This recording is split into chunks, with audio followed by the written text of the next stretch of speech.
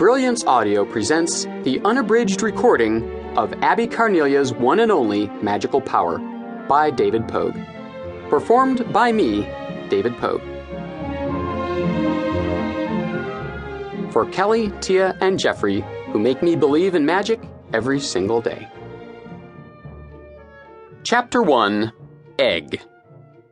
You've probably seen the ads for Abby Carnelia's Find Your Magic Centers on TV. Or maybe you've seen a Find Your Magic Center at the shopping mall, tucked in between the Gap and the drugstore. But Abby Carnelia herself didn't discover her own magical power until she was 11 years old. This is how it happened. One Saturday in April, Abby and her little brother Ryan were in the kitchen helping their mom make a chef's salad for lunch. Mrs. Carnelia's version of the chef's salad was basically a big tossed salad with sliced up ham, turkey, bacon, eggs, and sometimes leftovers from the fridge that really had no business being in a salad. Ryan was setting the table. Abby was slicing up the hard-boiled eggs. Mrs. Carnelia walked by with a piece of meatloaf that was about to become salad topping. "Did you lose an earring, honey?" she asked. "Or are you just going for a lopsided look?" Abby looked up from the eggs. "What?" "You're missing an earring." Abby's hands automatically went up to her earlobes. Sure enough, she could feel the left aquamarine earring still in place, but on the right side, there was nothing but a naked, rubbery, pierced earlobe. On any other day, she might have run upstairs to look for the other earring, or felt around on the floor, or tried to remember putting them on. And, on any other day, she might have heard any of the three things that people in that kitchen said next. First came Ryan's wisecrack.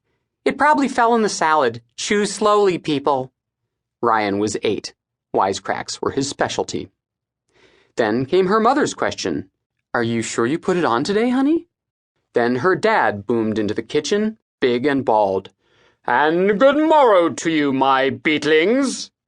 He always said stuff like that, and no, I don't know what beetlings means either. It's just what he had always called his kids for as long as Abby could remember.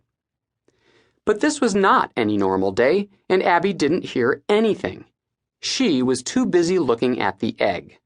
Staring at it, actually, with just about the weirdest expression you've ever seen on a 6th grader's face. It was a hard-boiled egg, just a plain white chicken's egg, like every egg you've ever seen. There was only one thing unusual about it. This egg was spinning. Slowly, sitting there on the counter, turning around and around. Now, in itself, a spinning egg isn't especially freaky. In the history of the world, there have probably been thousands of spinning eggs. There are egg-spinning science experiments, egg-spinning games, and probably world records for spinning eggs. What made this particular spinning egg so unusual was that nothing had touched it. Nothing had come anywhere near it. There are very few world records for eggs that start spinning all by themselves for no reason. Abby, frowning hard at that egg, reached out to stop it with her hand. There. Now it was sitting still, just like an egg is supposed to. But then a little voice in her head seemed to say, "Try it again."